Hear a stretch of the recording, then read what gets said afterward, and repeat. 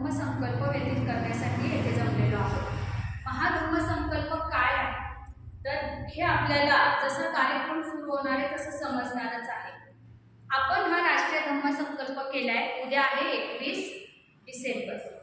मागच्या वर्षी 2024ला 21 डिसेंबर रोजी विपश्यना दिन, जागतिक विपश्यना दिन युनेस्कोने जाहीर केला आणि तो दिवस मला असं वाटलं की आपण तो व्यतीत केला पाहिजे. कारण मी स्वतः विपस्सी साधिका असल्यामुळे विपश्यनेचे आणि उपसत दिनाचे महत्त्व जनमानसात पोहोचवणं हे मला योग्य वाटलं.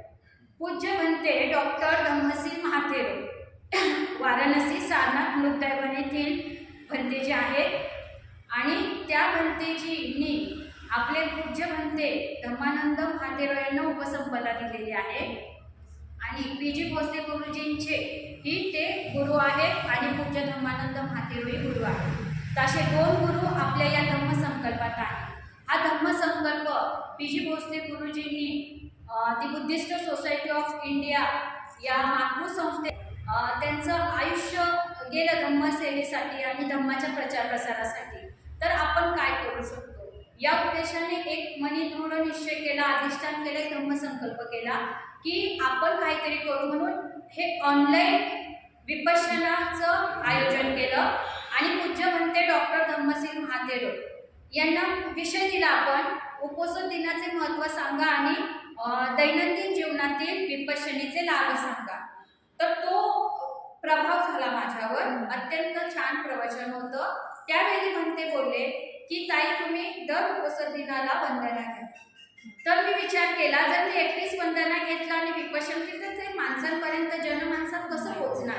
त्यासाठी आपल्याला प्रत्यक्ष प्लॅटफॉर्मला उतरलं पाहिजे. मग संकल्प केला की आपण पाली भाषेचा प्रचार करू की आपण नुसतं उत्तम सर्व गच्छामी म्हणतोय पण त्या गच्छामीचा अर्थ काय. नमो तस्स भगवतो अर्हतो म्हणतो. मग अर्हत आहे, सम्मा सम्यक आहे, जागरूक आहे हे आपल्याला कधी कळणार. पण आपण नुसतं नमो तस्स भगवतो. तर आपल्याला पाली भाषा समजली पाहिजे जी बुद्ध वचनांची भाषा आहे. जो धम्म आज 2500 वर्षापूर्वीचा धम्म जो आपल्या मुखातून आजच्या डेटला सुद्धा पडतोय, भगवान बुद्धांच्या मुखातून निघालेले शब्द आज आपणही बोलतोय. मग हे आपल्याला कळलं पाहिजे. आणि जर पाली भाषा आपण शिकलो तर यामुळे काय होणार आहे, धम्म वाचणार आहे, धम्माची सुरक्षा वाढणार आहे, धम्मात भेसळ होणार नाही. आणि हा धम्म टिकवण्यासाठी आपल्याला पाली भाषा शिकली पाहिजे. मग पाली भाषेचा प्रचार करूयात आणि त्या निमित्ताने उपोषण दिनानिमित्ताने आनापान ध्यान होईल, बुद्ध विहार भ्रमण होईल.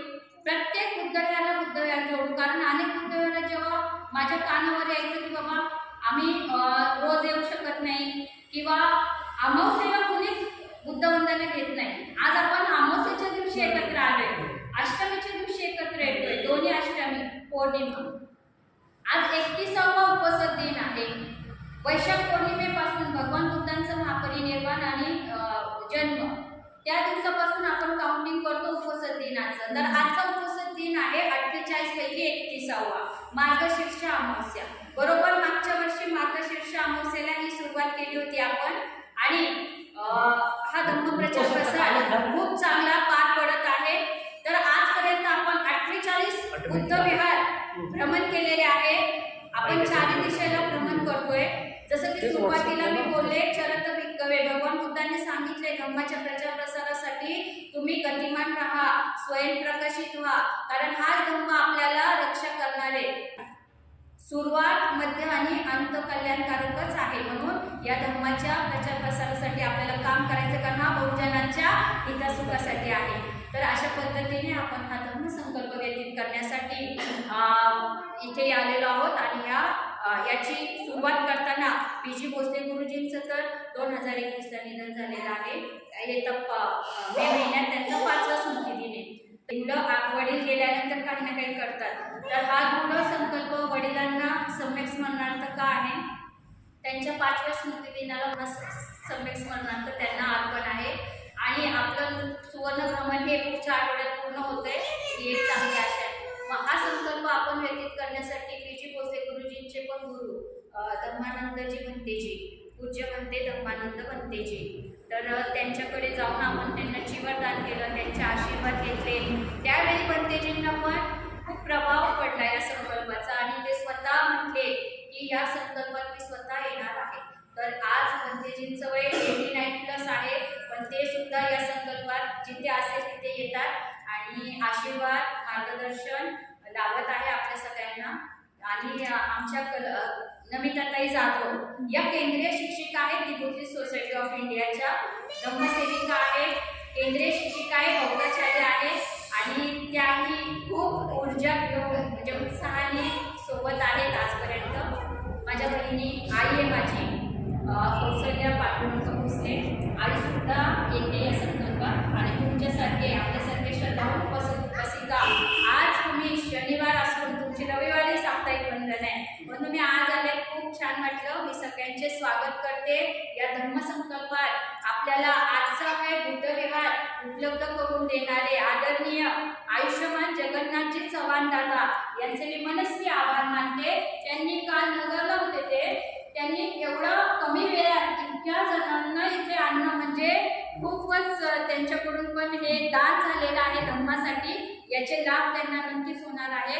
अक्षयदादा चव्हाण यांचा नंबर मला मिळाला. माझ्या आत्याचा मुलगा स्वप्नील जे गणपत कांबळे आहेत आणि त्यांच्या माध्यमातून मला अक्षयदादांचा नंबर मिळाला.